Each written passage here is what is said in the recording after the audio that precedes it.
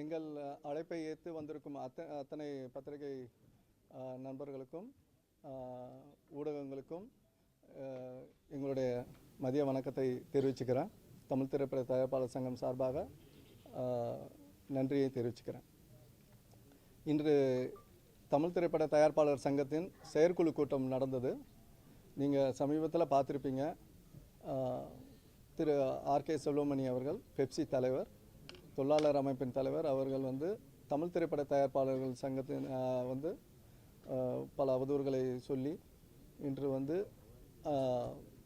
பாரம்பரியமிக்கமான தமிழ் திரைப்பட தயாரிப்பாளர் சங்கத்துடன் 1 to 1, ஏன்னா கிட்டத்தட்ட ஒரு 50 வருஷங்களாக பெப்சி அமைப்பும் தமிழ் திரைப்பட தயாரிப்பாளர் சங்கமும் தொழில் ஒத்துழைப்பும் அதற்கு சார்ந்த விதிமுறைகளும்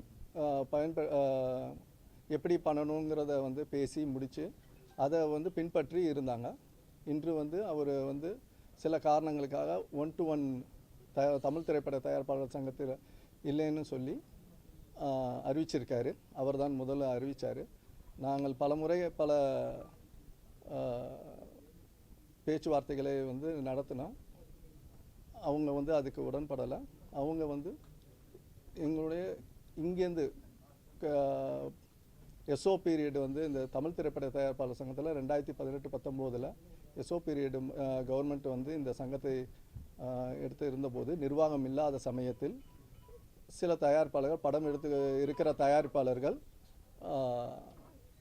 எப்படி ஒரு கண்டிஷன்ஸ் எப்படி எடுக்கிறதுங்கிறதுக்காக நடப்பு தயாரிப்பாளர் சங்கம்ங்கிறத ஆரம்பித்தாங்க. அது அந்த காலகட்டத்தில் இங்கே நிர்வாகம் இல்லை, தயாரிப்பாளர்களுக்கு ஒரு பாதுகாப்பு இல்லாத சூழ்நிலையில் அவங்க அதை ஆரம்பித்தாங்க. அதை ஒரு 30 பேர் ஆரம்பித்தாங்க. அதை ஆரம்பித்து காலப்போக்கில் அது போயிட்டு இருந்தது. அதுக்கப்புறம் 2020 இங்கே தேர்தல் நடந்து இங்கே நிர்வாகம் வந்ததுக்கப்புறமும் அதை நாங்கள் எங்களோட சேர்ந்து ஒரு அமைப்பாக, தயாரிப்பாளர்கள் எல்லாம் முதலீடு பண்ணுறவங்க எல்லாம் ஒரு அமைப்பாக இருக்கணும்னு நாங்களும் அதை கேட்டுக்கொண்டோம். அது பல பேச்சுவார்த்தைகள் நடந்தும் அவங்க அதை ஒரு சங்கமாக நடத்தி கொண்டு போகணும்னு நினச்சிட்டே இருந்தாங்க. ஆனால் விதிமுறைகளை தமிழ் திரைப்பட தயாரிப்பாளர் சங்கம் இந்த திரைத்துறைக்கு எப்படி தயாரிப்பாளர்களை எப்படி வழி நடத்தணுங்கிற முடிவுகளை இங்கேருந்து தான் போயிட்டு இருந்தது. அதுவும் பெப்சி தொழிலாளர்களும் அதை பின்பற்றிருந்தாங்க. இதுக்கு இயக்குனர் எம் பாரதிராஜா அவர்கள் ஒரு மரியாதை நிமித்தமாக நாங்களும் அதை ரொம்ப கேட்டு டிஸ்டர்ப் பண்ணாமல் இப்படியே இருக்கட்டும். ஏன்னா ஒரு தயாரிப்பாளர்கள் முதலீடு செய்கிறவங்க ஒன்றா இருந்தால் தான் நடக்குங்கிறத பல லெட்டர்களும் பேச்சுவார்த்தையும் நடந்தும் நடக்கலை. இந்த சூழ்நிலையில் இன்னொரு அமைப்பான நடப்பு தயாரிப்பாளர் சங்கத்துடன் பெப்சி அமைப்பு புது விதிமுறைகளை கொண்டு வராங்க. இது ஒரு பேரலல் அசோசியேஷனை சப்போர்ட் பண்ணுற தொழிலாளர் அமைப்பை நாங்கள் வன்மையாக கண்டிக்கிறோம். ஏன்னா ஒரு தயாரிப்பாளர்கள் இன்றைக்கி பல முதலீடுகளை போட்டு இன்றைக்கி வெற்றி தோல்விங்கிறது சினிமா துறையில் எல்லாருக்கும் தெரிஞ்சது தான். ஆனால் மேக்ஸிமம் பர்சன்டேஜ் தயாரிப்பாளர்கள் பாதிக்கப்பட்டிருக்காங்க. அப்போது அவங்கள ஒரு வழிமுறை நடத்துறதுக்கும் அதை எப்படி சரி பண்ணுறதுக்கும் சில விதிமுறைகளை நாங்கள் பண்ணும்போது இது பேரல் அவங்க ஒன்று இதை தொழிலாளர் அவங்க சாதகமான விஷயத்துக்காக இன்னொரு இடத்துல கையெழுத்து போட்டு எங்களது 1 to 1 வேண்டாங்கிறத சொன்னதுனால இந்த செயற்குழுவில் இதை ஒரு டீப் டிஸ்கஷன் எடுத்து நான் எங்கள் தயாரிப்பாளர்களை காப்பாற்ற கிட்டத்தட்ட 1500 மெம்பர்கள் இருக்காங்க.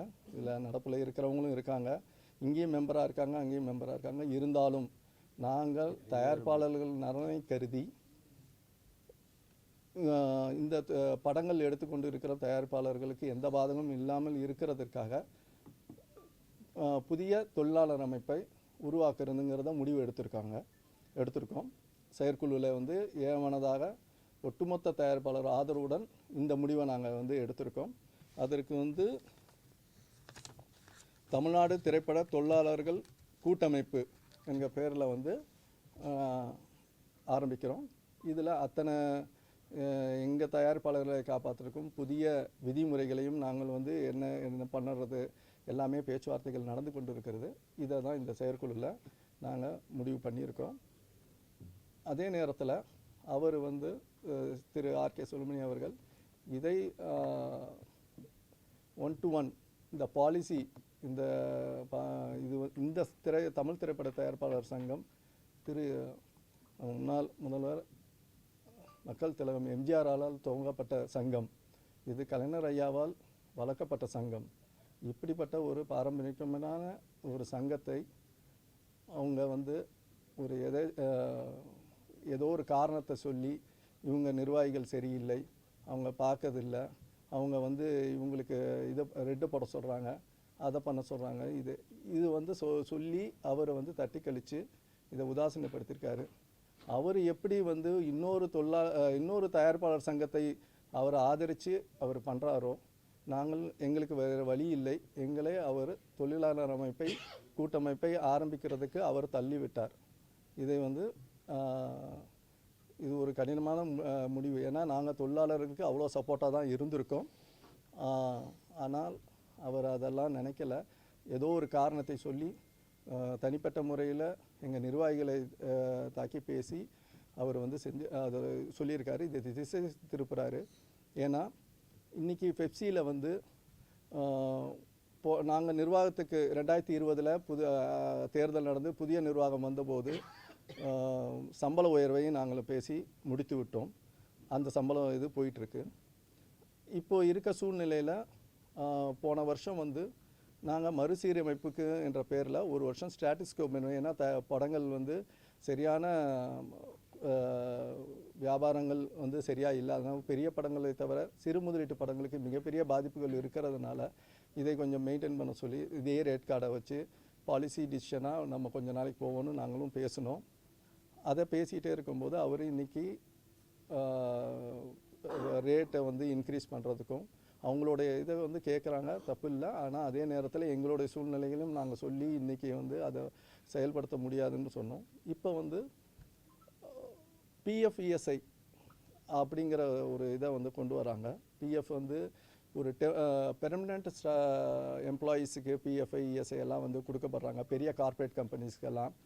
இது வந்து சட்ட ரீதியாக வந்து நம்ம சினிமா துறையில் வந்து எல்லாருமே வந்து டெம்பரரி கான்ட்ராக்ட் பேசிஸில் தான் இருக்காங்க. இதை வந்து கொண்டு வரதுக்கு அவங்க ட்ரை பண்ணுறாங்க. அதுக்கு ஒரு ஃபெஸ்ராங்கிற ஒரு அமைப்பை வந்து திரு ஆர்கே சுப்பிரமணி அவர்கள் உருவாக்கியிருக்காங்க. அந்த ஃபெஸ்ரா அமைப்பு வந்து என்னென்னா 23 யூனியன்கள் சேர்ந்தது பெப்சி. அதில் இருக்க தொழிலாளர்கள் அத்தனை பேரும் ஃபெஸ்ராவில் கார்டு வாங்கினா தான் வேலை இருக்குது, யூனியனில் மெம்பராக இருந்தால் வேலை இல்லை, இதில் வந்து கார்டு வாங்குங்கன்னு ஒரு கொடையின் கீழ் கொண்டு வர்றதுக்குள்ள இதை வந்து அவர் அமைச்சிருக்காரு. அது உள்ள நிர்வாகிகள் யாருன்னு தெரியாது, அதுக்கு ஒரே அமைப்பு அந்த இதை வந்து நாங்கள் கடுமையாக எதிர்க்கிறோம். ஏன்னா இதில் வந்து கொண்டு வர்றதுனால ஒரு 30%, ஒரு 15%, 30% இன்க்ரிமெண்ட்டு சம்பளம், இந்த பிஎஃப்இஎஸ்ஐ ஒரு கிட்டத்தட்ட 28% கிட்ட வரும், டேக்ஸ் எல்லாம் சேர்த்தா. இது எல்லாமே ப்ரொடியூசர் கிட்ட வருது. அவன் டோட்டலாக வந்து இதை வந்து நாங்கள் வந்து கடுமையாக இருக்கிறோம். ஏன்னா 23 யூனியன்லேருந்து இருக்க வேலையாட்களை நாங்கள் வந்து கேட்குறோம். அவர் ஒரு கொடையின் கீழ் கொண்டு வந்து மொத்தத்தையும் கண்ட்ரோலில் வைக்கிறதுக்கு உள்ள சிஸ்டம் தான் அந்த அதை நாங்கள் எதிர்க்கிறோம். இதை டிசைஸ் திருப்ப தான் அவர் வந்து கம்ப்ளீட்டாக வந்து நிர்வாகிகளே எங்களை வந்து அதை பண்ண சொல்கிறாரு, இது பண்ண சொல்கிறான்னு சொல்கிறாரு. அங்கே வேலை எல்லா தொழிலாளர்களுக்கும் கிடைக்கணுங்கிறதுக்காக தான் நாங்களும் சொல்கிறோம். அவர் வந்து அதை திசை திருப்ப இந்த வேலையை பண்ணிகிட்ருக்காரு.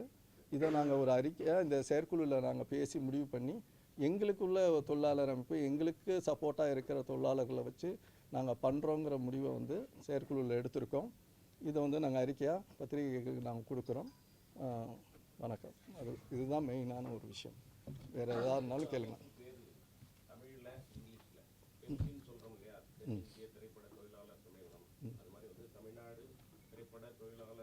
கூட்டமைப்பு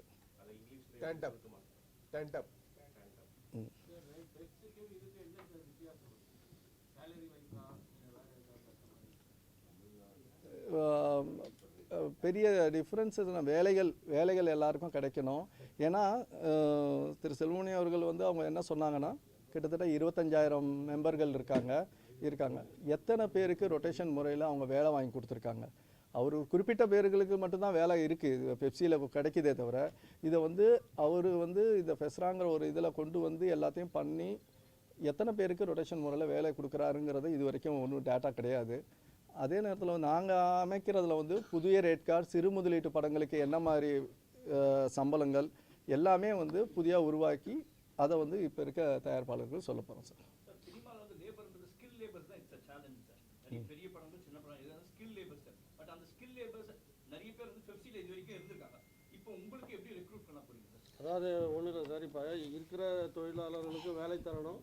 தமிழ்நாட்டில் படித்து விட்டு விஸ்காம் படிச்சுட்டு வேலைவாய்ப்பு தேடிக்கொண்டிருக்கிற புதிய இளைஞர்களுக்கு வேலைவாய்ப்பு தரணுன்றது அடிப்படையில் தான் இந்த திட்டமே உருவாக்கப்பட்டிருக்குது. அனைத்து தரப்பட்ட தொழிலாளர்களுக்கும் ஒரு தொழில் உறுதி செய்யப்படுகிற திட்டமாக தான் இந்த அமைப்பு உருவாக்கப்பட்டிருக்கு.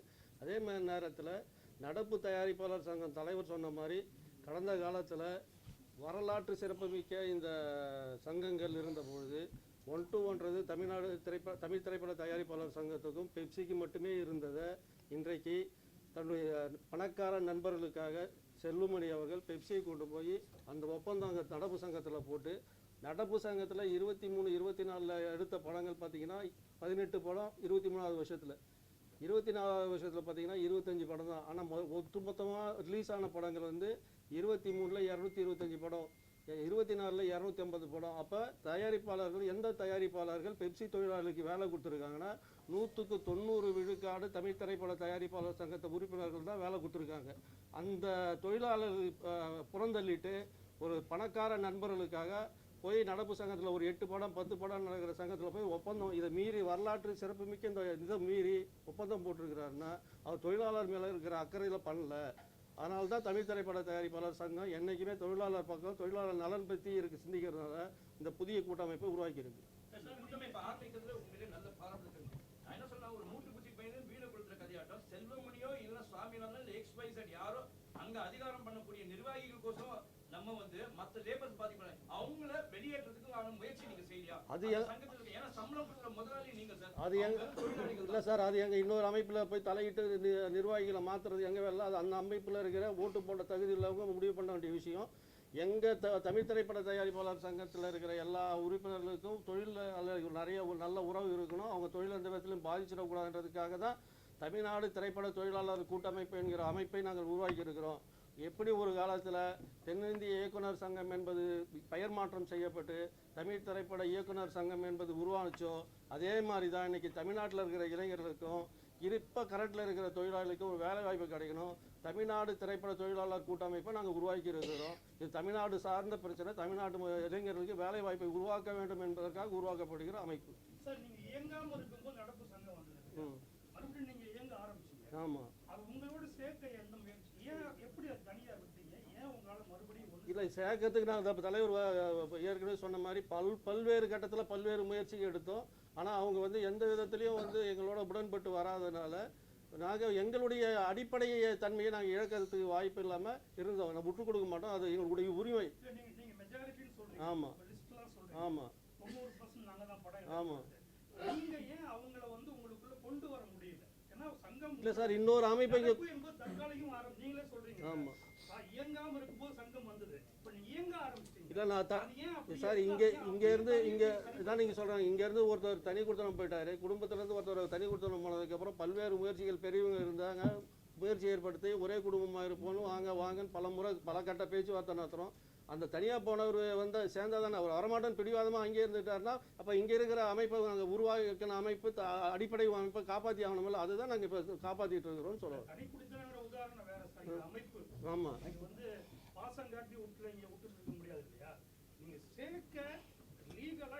லீகலாக இதை பண்ண முடியாது சார். இன்னொரு அமைப்பை போய் லீகலாக எப்படி நீங்கள் கழிச்சிட்டு வாங்கன்னு சொல்ல முடியும்?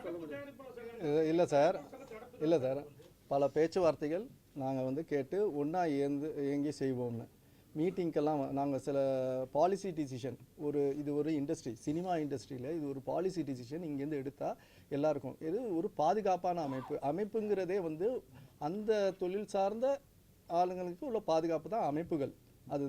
அது வந்து இங்கேக்குள்ளே வந்து பேசுனாங்க. இங்கேருந்து வந்து பேசிட்டு சேர்றோம் தான் சொன்னாங்க. ஆனால் அங்கே இருக்க சில நிர்வாகிகள் அதை வந்து விட்டு கொடுக்காம என்ன சொல்கிறது, அங்கே ஒரு பதவி இருக்குது, அதுக்காக இங்கே வந்தால் வர முடியாது. இதெல்லாம் வந்து விட்டு கொடுக்காம இருக்கிறதுக்காக அவங்க வரமாட்டேன்றாங்க சார். மற்றபடி அதை கலைக்கவோ ஒன்று சேர்க்கவோ வழி இல்லையான்னு பாலிசியாகவே நாங்கள் கேட்டோம். நாங்கள் ரொம்ப சாஃப்டாக, ஏன்னா நம்ம ஃபஸ்ட்டு ஒரு நோட்டீஸ் கொடுத்தோம், இதை கலைச்சிட்டு வாங்கன்றத. நாங்கள் வந்த உடனே அப்போ வந்து நாங்கள் வந்து பாலிசியை வந்து ஒரு நோட்டீஸே கொடுத்தோம், கலைச்சிட்டு வந்துடுங்க, அதெல்லாமே ரெக்கார்டு இருக்குது நோட்டு. அப்புறம் ரொம்ப ஹார்டாக, ஏன்னா அவங்களும் சக தயாரிப்பாளர்கள் தான், இங்கே இருக்க மெம்பர்ஸ் தான். இயக்குனர் பாரதராஜா அவர்களை மரியாதையாக நாங்களும் எல்லாருமே தான் பார்க்குறோம். அதுக்காக ஒரு மரியாதைக்காக இருந்தோம். அது வந்து கொஞ்சம் காலப்போக்கில் அதை தள்ளி எங்களோட சேர்ந்து அவங்களும் பயணித்தாங்க. நடப்பு தயாரிப்பாளர் சங்கமும் எங்களோட பாலிசி டிசிஷனில் சேர்ந்து பயணித்தாங்க. இப்போது அவங்க தன்னிச்சையாக முடிவு எடுக்கிறதுக்குன்னா, அப்போ பாலிசி டிசிஷன் வந்து ஒரு இண்டஸ்ட்ரியை வந்து அது வந்து டேமேஜ் பண்ணும். இண்டஸ்ட்ரி முதலீடு போடுற தயாரிப்பாளர்களுக்கு இன்றைக்கி இருக்கிற காலகட்டத்தோட மாற்றங்களுக்கு ஏற்ற மாதிரி அவங்க ஒரு டிசிஷன், நாங்கள் ஒரு டிசிஷன் போது தனியாக இருக்கும்போது எங்கள் தயாரிப்பாளரை காப்பாற்றுறதுக்கு தான் இந்த முடிவு எடுத்தோம். அதுதான். இதை தாண்டி செல்வமணி, நீங்கள் அந்த பொதுக்குழு முடிஞ்ச பிறகு அந்த பேட்டியில் நீங்கள் கவனிச்சிருப்பீங்க, ஊடகத்தார் இருக்கீங்க, பத்திரிகையாளர்லாம் இருக்கீங்க, நாங்கள் சொல்ல தெரிஞ்சுக்கிறது இல்லை. நீங்கள் அந்த விஷுவலில் நாங்கள் ஃபுல்லாகவே பார்த்தோம். அதில் வந்து அவங்கள ஏதோ நாங்கள் அடியாளாக பயன்படுத்துகிற மாதிரி எங்கள் சங்கத்து செயலாளர் பெயரை குறிப்பிட்டு அவர் தனுஷ் பிரச்சனைக்காக தான் இந்த மாதிரி எங்களை வந்து கட்ட பஞ்சாயத்து பண்ணி பணம் வாங்கி தர சொன்னாங்கன்னு ஒரு அபாண்டமான ஒரு குற்றச்சாட்டை வந்து எங்கள் நிர்வாகி பேரில் வச்சார். அது முற்றிலும் தவறானது, கண்டனத்துக்குரியது. ஏன்னா எங்கள் நிர்வாகியாக இருக்கிறவங்க அவர் தமிழ் திரைப்பட தயாரிப்பாளர் சங்க செயலாளர் மட்டும் இல்லை, அடிப்படையில் இங்கே ஒரு உறுப்பினர். ஒரு உறுப்பினருக்கு ஏற்பட்ட பிரச்சனை அவர் சங்கத்தில் அன்றைக்கி அவர் கடிதம் கொடுத்து அந்த சங்கம் அந்த பிரச்சனையை பேசுறது அது தொடர்ந்து நடந்துகிட்டு இருக்கு. அப்படி இருக்குள்ள அந்த பிரச்சனையை கூட்டு தான் நாங்கள் பேசக்குள்ள நாங்கள் அவரோ அந்த தயாரிப்பாளர் கதிரேசனோ இந்த பணத்தை வட்டி போட்டு வாங்கி கொடுங்கன்னு அவங்க கேட்கல. இவர் தான் சொன்னார், இந்த மாதிரி அவங்க பணம் தரேன்னு சொல்கிறாங்க, அதனால் நம்ம பேசலாமான்னு சொல்லக்குள்ள அப்போ தான் நாங்கள் இப்போ படம் பண்ணுறதுக்கு தான் நம்ம அட்வான்ஸ் கொடுத்தோம். அன்னைக்கு 7 வருஷத்துக்கு முன்னாடி என்ன அவர் சம்பளம் வாங்கினாரோ அந்த சம்பளத்தின் அடிப்படையில் அட்வான்ஸ் கொடுத்தோம். அந்த சம்பளத்துக்கு எங்களுக்கு படம் பண்ணி கொடுக்குன்னு சொல்லி தான் நாங்கள் கேட்டோம். இதே இடத்துல பெப்சி, நடப்பு சங்கம், தயாரிப்பாளர் சங்கம் எல்லா நிர்வாகிகளும் உட்காந்து பேசினப்ப இதே செல்வமணி வந்து ஒத்துக்கிட்டு போனது 100% அல்ல 200% தயாரிப்பாளர் அட்வான்ஸ் கொடுத்த படத்துக்கு கால் ஷீட்டு தரணுன்றது நான் ஏற்றுக்கொள்கிறேன். இட்லி கடை படம் ஷூட்டிங் முடிஞ்சதுக்கப்புறம் இந்த அக்டோபர் மாதத்தில் 2 பிரச்சனை இருந்தது. தனுஷ் பிரச்சனை, தலைவருக்கு ஒரு படம் ஒரு பிரச்சனை, கதிரேசன் சாருக்கு ஒரு பிரச்சனை இருந்துச்சு. 2 படத்தையும் நாங்கள் வந்து தனுஷ்கிட்ட கால் ஷீட் தரணும் தான் நாங்கள் பேசுவோம். அதுதான் முறை. 100க்கு 100% இல்லை 200% ஏற்றுக்கொள்ள வேண்டிய விஷயம். கட்ட பஞ்சாயத்து பண்ணுறது இல்லை, வட்டிக்கு பணம் வாங்குறது இல்லை அப்படின்னு சொல்லிட்டு தான் இப்போ முடிவு பண்ணிட்டு போனோம். எந்த சூழ்நிலையிலையும் நாங்கள் வந்து பணம் வாங்கி கொடுங்கன்னு நாங்கள் 5 கோடி வாங்கித்தாங்க, 20 கோடி வாங்கித்தாங்க, நான் பணமாக கேட்கல, கால் ஷீட் தான் கேட்குறோம். இது கடந்த காலத்தில் இருந்து இருக்குது. இப்போ அடியாலாக பயன்படுத்திக்கிட்டேன்னு கேட்குறாரு. 3 வருஷம் நான் தலைவர் சொன்ன மாதிரி அட்டாக் கமிட்டி இருந்தப்போ வடிவேல் வந்து 3 வருஷம் நிறுத்தி வச்சுருந்தீங்களே, அப்போ நீங்கள் அந்த செஞ்சீங்கள, அப்போ அது சரியா? அவங்களே தான் இப்போவும் நடப்பு சங்கத்தில் நிர்வாகிகளாக இருக்காங்க. அவங்களுக்கு அவங்களோட தான் அவர் வந்து பயணிக்கிறார். அதே வடிவேலு பிரச்சனையை கொண்டாந்து இப்போ தான் நாங்கள் இங்கே பேசி தீர்த்து தான் திரும்பி அவர் வந்து ரீஎன்ட்ரி ஆகி நடிச்சிட்டு இருக்கார். அப்படி இருக்குள்ள அன்னைக்கு இதே நாங்கள் அடியாளாக பயன்படுத்துகிறோன்னு சொல்கிற செல்வமணி சாரை கேட்குறேன். நாங்கள் இங்கே தயாரிப்பாளர் படம் எடுத்து ரிலீஸுக்கு நாளைக்கு ரிலீஸ்னால் இன்றைக்கி அப்போல்லாம் லேப் லெட்ரு, லேபில் வந்து பெப்சி தொழிலாளர்களுடைய சம்பளம் எவ்வளோ பாக்கி இருந்ததுன்னு எத்தனோ முறை வந்து எங்ககிட்ட கடிதம் கொடுத்து அந்த கடிதத்தின் அடிப்படையில் நாங்கள் அவங்களுக்கு எங்கள் தயாரிப்பாளர்கிட்ட இருந்து பணத்தை வாங்கி அவங்களுக்கு செட்டில் பண்ணி கொடுத்துருவோமே. அப்போ எங்களை அடியாளாக பயன்படுத்திக்கிட்டாரா? அந்த வீடியோவில் பேசினபோது அந்த இதில் பேசும்போது இவர் கதிரேசன் சார் நாட்டில் 3 கோடி ரூபாய் ஒரு அட்வான்ஸ் கொடுத்ததாகவும் 2 வருடம் கழிச்சு வந்து தனுஷ் திருப்பி கொடுத்து இவங்க அக்செப்ட் பண்ணல, அதனால எங்களுக்கு பணம் பண்ணாங்க, இவரால் பணம் பண்ண முடியல அவர் சொன்னது இதுதான் சார். அதுக்கான பதில் அப்புறம் 6 கோடிக்கு கொடுத்தோம், அப்புறம் ஒத்துக்கல 8 கோடி கொடுத்தோம், இவங்க 16 கோடி கொடுத்து கேட்டாங்க. அப்படிதான் சார் கொஞ்ச நாளைக்கு முன்னாடி சொன்னேன், தெளிவாக சொன்னோமே. 7 வருஷத்துக்கு முன்னாடி வட்டிக்கு பணம் கொடுக்கல கதிரேசன். அவர் படத்தை நடிக்கிறதுக்கு கால் ஷீட்டுக்கு அட்வான்ஸாக கொடுத்த தொகை தான் அந்த பணம் 3 கோடி + 1 4 நினைக்கிறேன். 3 கோடி அப்போ முன்னப்பினருக்கு அது தெரிஞ்சுக்கிங்க. அட்வான்ஸ் கொடுத்தது படம் கால் ஷீட்டு கேட்டு தான், வட்டிக்கு பணம் தரல. அவர் வட்டிக்கு தரலன்னு அவர் தான் சொல்கிறார். அவரே நாங்கள் கேட்கல, எங்கள் தயாரிப்பாளர் சங்கம் அப்படி பேசலை, பெப்சி அப்படி பேச வேணாம் தான் நாங்களும் சொல்கிறோம். இன்னும் கேட்டிங்கன்னா அந்த பிரச்சனை நடிகர் சங்கத்துக்கும் தயாரிப்பாளருக்கு சங்கத்துக்குமான பிரச்சனை. இவர் ஏன் நடுவில் வந்து கடை பஞ்சாயத்து பண்ணுறாரு? அப்போ தனுஷ் தனிப்பட்ட முறையில் தனுஷுக்கு ஏதாவது கமிட்மெண்ட் ஆகிருக்காருல, அவங்க அப்பாக்காக அவர் கமிட் பண்ணி போய் பேசுகிறாரா? நாங்கள் பணம் எங்கள் தயாரிப்பாளர் நடிகருக்கு கால் ஷீட்டை கேட்டு கால் ஷீட்டுக்காக 3 கோடி ரூபா அட்வான்ஸ் கொடுத்துருக்காரு சார். எந்த நடிகருக்கு வேணாலும் நம்ம தயாரிப்பாளர் கொடுக்குறாங்க. வாங்கின பணத்துக்கு அட்வான்ஸ் வாங்கின பணத்துக்கு படம் பண்ணி கொடுக்கணுன்றது தானே முறை. காலகாலமாக இருக்குது. இதுக்கு முன்னாடி எவ்வளோ பேர் நடந்துருக்கு. அந்த தானே திரும்பி கேட்குறோம், அதை தானே வலியுறுத்தி கேட்குறோம். அதில் தப்பு. உண்மையிலே சார் அவரோட உழைச்ச பணம் கொடுத்துருக்காரு 3 கோடி. ஆனா அவர் சொன்னதுல 16 கோடி கேட்டாங்க அப்படின்ற. ஏன் சார் நாங்கள் கேட்குறோம்? அன்னை சம்பளத்துக்கு கால் ஷீட் தானே கேட்குறோம். நாங்கள் பணம் கேட்கலையே. அவர் என்ன கேட்டார் சொல்லுங்க. அவர் லெட்டர் தான் காமிக்க சொல்லுங்க, ஆதாரபூர்வமாக காமிக்க சொல்லுங்க. இல்லை சார், அவர் ஏன் குற்றச்சாட்டு சொல்றாருன்னா, இது அவர் வந்து பையனூர் இடத்துல அந்த அரசு உத்தரவு, கலைஞர் கொடுத்த அரசு உத்தரவை எடுத்து பாருங்க. 65 ஏக்கர் பெப்சி தொழிலாளர்களுக்கு கொடுத்துருக்காங்க. அதில் மொத்தம் 90 ஏக்கருக்கு மேலே தலைவர் தமிழ் இண்டஸ்ட்ரிக்கு கொடுத்தார் கலைஞர். அந்த உத்தரவில் ஒரு அமைப்புக்கு இத்தனை ஏக்கர்னு இருக்குது. அந்த ஏக்கரில் என்ன உத்தரவுனா, அங்கே அடுக்குமாடி குடியிருப்பு தான் கட்டலாம். இண்டிவிஜுவல் வீடோ இண்டிவிஜுவல் பட்டாவோ தர முடியாது. இது சட்டத்துக்கு புறம்பானது. ஆனால் அங்கே வந்து 15 ஏக்கர் பொது பயன்பாட்டுக்குன்னு ஒதுக்கின இடத்துல போய் கமர்ஷியலாக 15 ஏக்கரில் இது ஃப்ளோர் கட்டி வாடகை வசூல் பண்ணிகிட்டு இருக்காங்க. அது வந்து இடமே வந்து சொசைட்டிக்கு வந்து அந்த அமைப்பில் இருக்கிற சொசைட்டியை கையாள வேண்டியது, சொசைட்டி நிர்வாகம் பண்ண வேண்டியது. ஆனால் அந்த சொசைட்டிக்கு அந்த இன்னைக்கு வாடகை அந்த சொசைட்டிக்கு அந்த பணம் போகலையான்னு எங்களுக்கு தெரியாது. நாங்கள் வீடு கட்டுறதுக்கு அடுக்குமாடி குடியிருப்பு கட்டுறதுக்கு தான் நாங்கள் முயற்சி பண்ணிகிட்டு இருக்கிறோம். ஆனால் நீங்கள் கமர்ஷியலாக கட்டடம் கட்டி அரசாங்கத்திடமே பணம் வாங்கி கட்டடம் கட்டி அதில் பல்வேறு முறைகேடுகள் இருக்குது. அதை திசை திருப்பறதுக்காக நீங்கள் நடப்பு சங்கத்தோட கையெழுத்து போட்டு இந்த பிரச்சனை திசை திருப்பி, தனுஷ் பிரச்சனை, அந்த பிரச்சனை, இந்த பிரச்சனை திசை திருப்புறீங்க. எங்கள் தயாரிப்பாளர் கதிரேசனும் கேட்டது நாங்கள் கொடுத்த அட்வான்ஸுக்கு கால் ஷீட் தான். அதில் நாங்கள் உறுதியாக இருக்கோம். எங்களுக்கு பணம் வேணாம், வட்டி வேணாம், எதுவும் வேணாம். அன்னைக்கு 7 வருஷத்துக்கு முன்னாடி என்ன சம்பளம் பேசி அட்வான்ஸ் கொடுத்தாங்களோ அதுக்கு நடிச்சு கொடுங்க தான் கேட்கும். மேலிடத்துலேருந்து எந்த உத்தரவும் எங்களுக்கு வரல சார். அப்படி அவர் கற்பனையில் சொல்கிறார். அவர் திசை திருப்பதற்காக அந்த எதை போட்டால் பத்திக்கன்றதுக்காக அந்த மேலிடன்ற போட்டு ஒரு திணிக்கிறார். அது அவரே வந்து யார் மேலிடன்னு அவரே சொல்லியிருக்கலாமே சார்.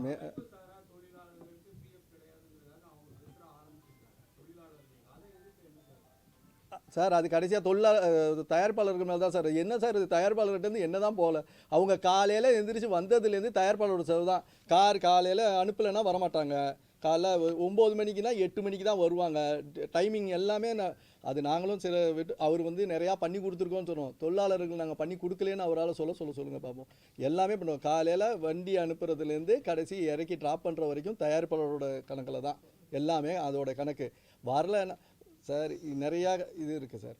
அவங்க பேசுகிற ஒரு படம் தயாரிச்சுட்டு ஒரு நாள் கிட்டத்தட்ட ஒரு 40 நாள், சின்ன படம் 40 நாள் ஷூட்டிங் எடுக்கிறாங்கன்னா 39 நாள் கொடுத்துருவாங்க. அந்த ஒரு நாள் கொடுக்கலன்னா அவங்க வந்து அவங்க பேசுகிற பேச்செல்லாம் வேறு வரும். ஒரு ஆர்டிஸ்ட்டை தூக்கிட்டு போய் வச்சிடுறாங்க. ஒரு நாள் சம்பளம் வரல. 8 வருஷத்துக்கு முன்னாடி 3 கோடி ரூபா கொடுத்து ஒரு தயாரிப்பாளர் சும்மா உட்காந்துருக்குறோம். அதை வந்து பேசுகிறத வந்து நீங்கள் எப்படி கொச்சைப்படுத்தி பேசுவீங்க? உங்களோட ஒரு நாளுக்கு ஒரு படத்தோடைய ஆர்டிஸ்ட்டை தூக்கிட்டு போய் வச்சுக்கிறீங்க. அதுக்குள்ளே நிறையா விஷயங்கள். நான் சார் நிர்வாகத்துக்கு சங்கங்கிறது வந்து நிறையா பிரச்சனையை கையாளுறது எல்லாமே தான் இருக்க தான் செய்யும். அதை வந்து கொச்சைப்படுத்தி திசை திருப்பி தப்பான ஒரு விஷயத்தை வந்து நீங்கள் பண்ணுறது நியாயம் அப்படின்னு சொல்லி இன்னொருத்தர் மேலே தள்ளப்படுறத வந்து அதை வந்து அவர் பொதுவெளிக்கு வரும்போது தான் நாங்கள் வர மாதிரி இருக்குது. இது மாதிரி ஏகப்பட்ட குற்றச்சாட்டுகள் இருக்குது. அவர் நிறையா விஷயங்களை திசை திருப்புறதுக்கு தான் இந்த பிரச்சனைகளை எடுத்து மாற்றி விட்றாரு. அதான் சார்.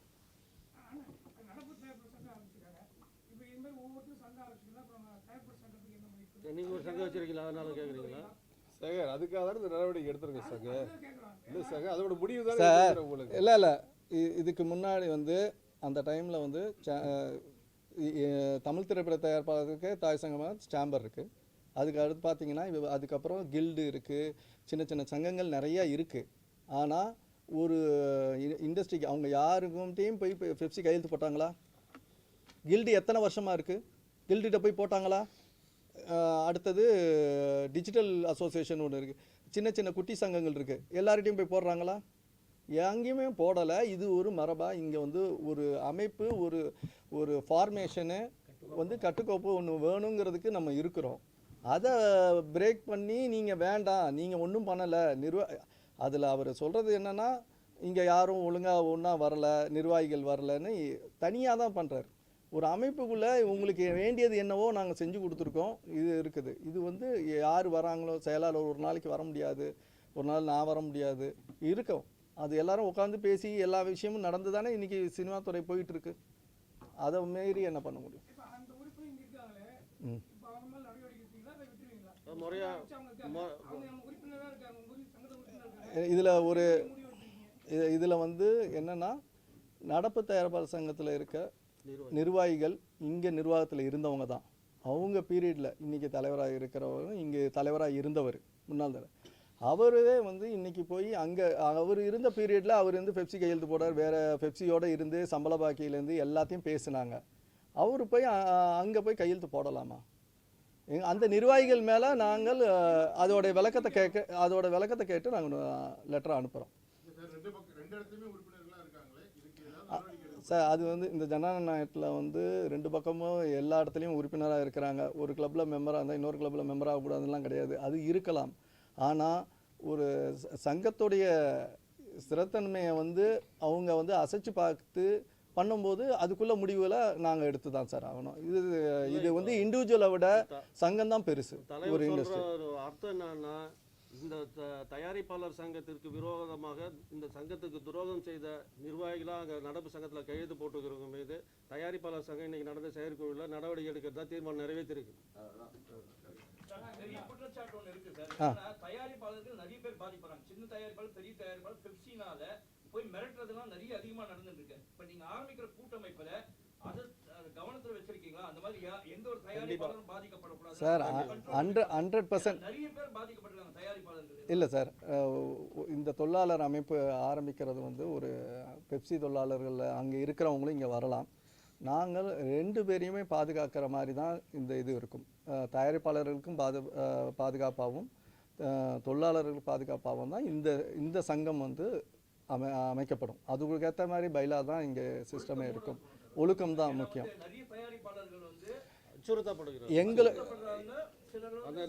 அந்த நிலை தொடர அதான் சார், ஒரே ஒரு பாலிசி சார் அவர் சொன்னால் அது தப்பு இல்லை, நாங்கள் சொன்னால் தப்புங்கிறாரு. ஆமாம், ஒரே ஒரு பாலிசி டிசிஷன் தான் சார். எங்களை பொறுத்த வரைக்கும் வேலை நிறுத்தம் இருக்கக்கூடாது. இப்போது அவர் அறிக்கையில் என்ன கொடுத்துருக்காரு, நீங்கள் ஆரம்பித்தா நாங்கள் லெட்டர் கேட்போம். தயாரிப்பாளர் நீங்கள் முதலாளியாக பணம் போடுறவங்களா நாங்கள் பணம் போடுறவங்களா? லெட்டர் நீங்கள் எப்படி கேட்கலாம்? அதுவே குற்றமாச்சு. நீங்கள் வேலை நிறுத்தம் செய்வீங்கன்னு எல்லா இதுக்கும் சொல்கிறீங்க. வேலை நிறுத்தம்னு சொல்கிறதே இன்றைக்கி சட்டப்படி குற்றம். சிசிஐயில் வந்து அது பெரிய குற்றமான ஒரு விஷயம். ஒரு பணம் போட்டு இது பண்ணுறாங்க. இது சங்கங்களுக்கான பிரச்சனை. நீங்கள் இண்டிவிஜுவலாக போய் டார்கெட் பண்ணுறீங்க. நீங்கள் சங்கம்னா சங்கத்தோட போதுங்க, இண்டிவிஜுவலாக டார்கெட் பண்ண கூடாது. பொறுத்த வரைக்கும் செல்வமணி சார் வந்து அதை வந்து சொன்னது எனக்கு, அவர் நிதானத்தை கதைப்பிடிச்சி இவ்வளோ வருஷமாக இந்த தொழிலாளர் அமைப்பில் இருந்து இங்கே தயாரிப்பாளர் சங்கத்துலேயும் மெம்பர் தான். அவருக்கு எல்லா விஷயமும் தெரியும். அவர் நிலை தடுமாறி பேசுகிறாருன்னு தான் என்னோட இதாக இருக்குது. ஏன்னா இவ்வளோ இது ஆக வேண்டிய அவசியம் இல்லை. இது ஒரு நிர்வாகத்துக்கும் உள்ள விஷயத்தை ஊதி பெரியதாக்கி அவர் அண்ணன் சொன்ன மாதிரி அந்த சங்கத்துக்கோட சேர்றதுக்கோசம் இதை கிரியேட் பண்ணிட்டாருங்கிறது தான் எங்களுடைய. இதை தாண்டி இப்போ புதுசாக அமைப்பு அந்த கூட்டமைப்பு உருவாக்குறதுன்றது பெப்சியில் இருக்கிற இன்றைக்கி கிராஃப்டில் பார்த்தீங்கன்னா பல்வேறு கிராஃப்டில் சங்கங்களில் நுழைவு கட்டணம் என்பது மிகப்பெரிய தொகையாக இருக்குது. லட்சக்கணக்கில் பல லட்சங்கள் 5 லட்சம் 6 லட்சம்லாம் போயிட்டுருக்கு. அதுவே ஒரு வகையான ஊழல். அந்த மாதிரி இடம் இங்கே இல்லை. அதான் ஆரம்பத்திலே சொன்னால், தமிழ்நாட்டில் புதிதாக படித்து வருகிற இளைஞர்களால் 10 லட்சமோ 5 லட்சமோ கொடுத்து ஒரு சங்கத்தில் உறுப்பினராக சேரத்துக்கு வாய்ப்பு இல்லை. அந்த பணம் இருந்தால் அவனே தனியாக தொழில் செஞ்சுருவான். அந்த நிலை நாங்கள் ஏற்படுத்துகிற கூட்டமைப்பில் இருக்காது. மிக மிக சொற்பமான தொகை தான் நுழைவு கட்டணமாக இருக்கும். அந்த அடிப்படையில் புதிதாக உருவாகுகிற இளைஞர்களுக்கு, தமிழ்நாட்டில் படித்து வேலை வாய்ப்பு இல்லாமல் இருக்கிற விஸ்காம் படித்து இருக்கிற இளைஞர்களுக்கும் இப்போது கரண்ட்டில் அனுபவசாலியாக இருக்கிற தொழிலாளர் 2 பேரையும் ஒரே 2 ட்ராக்காக வச்சு ரயிலை பத்திரமா கொண்டு போய் சேர்க்கணும், பயணிகளை பத்திரமா கொண்டு போய் சேர்க்கணுன்ற அடிப்படையில் நுழைவு கட்டணம் என்பது மிக மிக குறைவாக இருக்கும். தொழிலாளர்களுக்கு மிகப்பெரிய பலனாக இருக்கும். இங்கே எதுக்குமே யாருடைய ஆதிக்கமும் இங்கே இருக்காது. தொழில் ஒரு சுமூகமான தொழிலாக, சுமூகமான உறவாக இருக்கும். ஆரம்பத்தில் கொஞ்சம் சிரமமாக இருக்கும். போக போக இதுதான் சரியான தமிழ் திரைப்பட தொழிலாளர் கூட்டமைப்பு தான் உறுதியானது என்பதை நிலைநாட்டுகிற வகையில் அமையும் என்பது மகிழ்ச்சியுடன் தெரியுது. அதில் இன்னொரு சிறப்பாக இருக்கு. இதுக்கு அவங்க என்ன சொல்றாங்கன்னா, இந்த உத்தியை வந்து குறைந்த சம்பளம் அதிக வேலை அப்படிங்கிறதுக்கான விஷயம் ஒரு குற்றச்சாட்டு வைக்கிறாங்க. அதுக்கு உங்களுடைய பதில் என்ன நித்யா நீங்க இல்லை சொல்லிடுறேன் சார். இப்போ பாம்பேல வந்து இதே மாதிரி 3 அசோசியேஷன் இருக்குது. கர்நாடகாவில் பார்த்தீங்கன்னா 2-3 அசோசியேஷன் இருக்குது. இது நம்ம தொழிலாளர்களுக்காக எகென்ஸ்டாக பண்ணப்பட்டது கிடையாது. சிறுபட தயாரிப்பாளர்களையும் ஒரு சிம்பிள் ஒரு 1 கோடி ரூபாய்க்கு நீங்கள் படம் எடுக்கணும் வர்றீங்க, ஒரு 2 பேரை வச்சு வேலை செஞ்சுக்கலாம், ஒரு 3 பேரை வச்சு வேலை செஞ்சுக்கலாம், இதுக்கான பட்ஜெட் தான் உங்களுக்கு இருக்குது, இதுக்கான டைரக்டர்ஸ் ஒரு கதையை ரெடி பண்ணி வந்திருக்காங்க, அதுக்கான ஒரு ஃப்ரீடம் வேணும். தொழில் சுதந்திரம் ஸோ அதன் அடிப்படையில் தான் நம்ம இதை பண்ணுறோம். உங்களுக்கு வந்து விருப்பப்படுறவங்க அங்கே பெப்சியில் இருக்கக்கூடிய ஒர்க்கர்ஸையும் வந்து ஒர்க் பண்ணிக்கலாம். யாரும் எதுவும் கிடையாது உங்களுக்கு. ஏன்னா படைப்பாளிகள் 95 ஆரம்பிக்கும் போது கிட்டத்தட்ட 3 வருஷம் படைப்பாளிகளும் வந்து பெப்சி வந்து தனித்தனியாக வேலை பார்த்துக்கிட்டு தான் இருந்தாங்க. அப்படிதான் 3 வருஷம் போச்சு உங்களுக்கு. இது பல வருஷமா பல கோரிக்கைகள் இருக்கு. அந்த சூழ்நிலைக்கு வந்து செல்லுமணி அவர்கள் தள்ள வச்சுட்டாரு இப்போ உங்களுக்கு. இல்லை அதை தாண்டி ஒரு கருத்து சொல்கிறேன் சார். அவர் அந்த பேட்டியில் சொல்கிறாரு, பையனூரில் வந்து விஜய் படம் வந்து ஷூட்டிங் நாங்கள் வந்து தமிழ்நாட்டுக்குள்ளே நடந்ததுனால 2.5 லட்சம் வேலை நாட்கள் வந்து அந்த தொழிலாளி கிடைச்சின்னு சொல்கிறார். ஒரு விஜய் படத்துக்கு 2.5 லட்சம் வேலை நாட்கள் அவங்களுக்கு கிடைச்சிதுன்னா தமிழ் திரைப்பட தயாரிப்பாளர் சங்கத்தில் 200 படம் தயாரிச்சுட்டு இருக்காங்களே, அப்போ எத்தனை கோடி வேலை நாட்கள் நாங்கள் உங்களுக்கு கொடுத்துருப்பாங்க. நன்றி ரவ கூட மறந்துட்டு ஒரு 10 பேர் எடுக்கிற படம் எடுக்கிற இடத்துல போய் தயாரிப்பாளர் சங்கத்தில் நீங்கள் வந்து இது துரோகம் பண்ணிட்டு போய் நீங்கள் அந்த கையெழுத்து போடுறீங்கன்னா அதோடைய நோக்கம் அது என்னன்றதை அவர் தான் சொல்லணும். அது நாங்கள் வெளிப்படையாக சொல்ல ஆரம்பித்தா அது தனிநபர் விமர்சனம் ஆகிடும். அந்த விமர்சனத்துக்குள்ளே நாங்கள் தனியாக போகல. இது தலைவர் சொன்ன மாதிரி அமைப்புக்கான பிரச்சனை. இந்த அமைப்புக்கான எங்கள் தயாரிப்பாளர்களை எங்களை நம்பி வருகிற தொழிலாளர்களை காப்பாற்றுவதற்காக தான் நாங்கள் முடிவு எடுத்துருக்கிறோம். அதனால் நிச்சயமாக இது சக்ஸஸ் ஆகும். அதான் இந்த முடிவு இந்த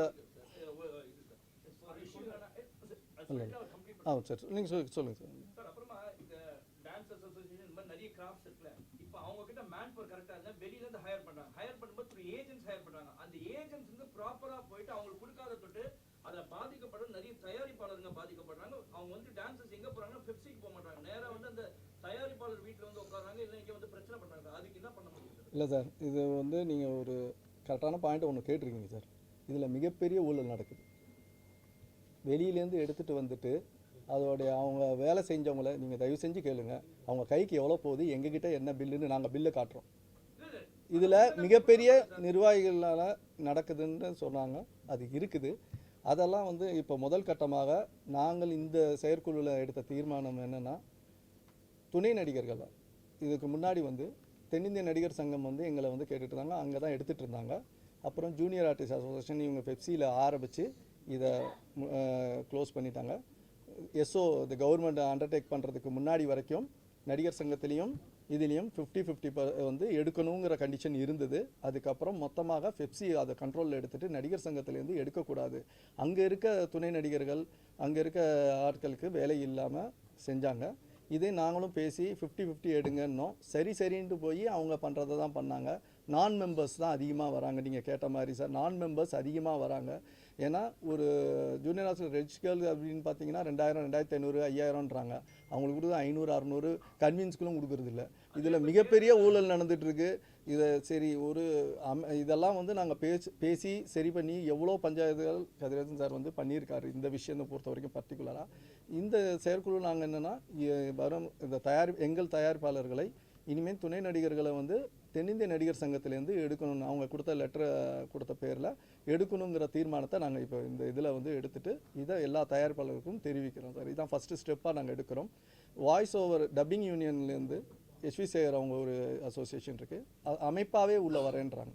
நிறையா அமைப்புகள் அங்கே இருக்கிறவங்களே உள்ளே வரேன்றாங்க. எங்களோட நோக்கம் அப்படி இல்லை, எல்லாருக்கும் ஒழுங்காக வேலை கிடைக்கணுங்கிறதுனால நாங்கள் அதை வந்து பேச்சுவார்த்தையில் நடத்திட்டு இருக்கோம் சார்.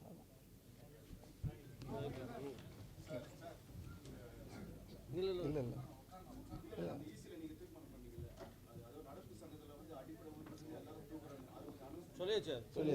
சொல்லியாச்சு. ஓகே சார், நன்றி. அழைப்புக்கு வந்த அனைத்து பத்திரிகை நண்பர்களுக்கும் வணக்கம். நீங்கள் சொல்லுங்கள். உணவு ஏற்பாடு செய்யப்பட்டிருக்குது. அனைத்து பத்திரிகையாளர்களும் உணவு அருந்தி செல்லுமாறு கேட்டுக்கோங்க.